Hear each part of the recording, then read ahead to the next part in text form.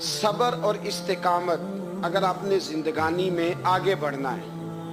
تو ان دو چیزوں کا وجود آپ کے ساتھ ہونا بڑا ہی ضروری ہے۔ ہمارے مزاجوں میں بڑی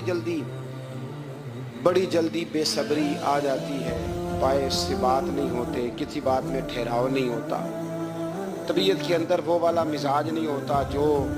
انسان کو آگے لے کے چلتا ہے، جو اس کو آگے بڑھاتا ہے۔ اگر آپ نے آگے بڑھنا ہے تو پھر ذرا آپ میں کے مزاج میں ٹھہراؤ ہونا چاہیے، پھر ذرا تھوڑا سا سکون ہونا چاہیے۔ میرے رسول کریم علیہ السلام کی خدمت میں ایک شخص نے عرض کیا تھا، یا رسول اللہ صلی اللہ تعالی وسلم، مجھے کوئی ایسی نصیحت کر دے کہ پھر مجھے کسی اور سے پوچھنے کی ضرورت نہ رہے۔ تو حضور نے ایک ہی جملہ کہا، فرمایا جب تو نے کہا نا کہ اللہ میرا رب ہے، پھر ڈٹ جا، پھر اس پہ ڈٹ جا، پھر کھڑا ہونا سیکھ۔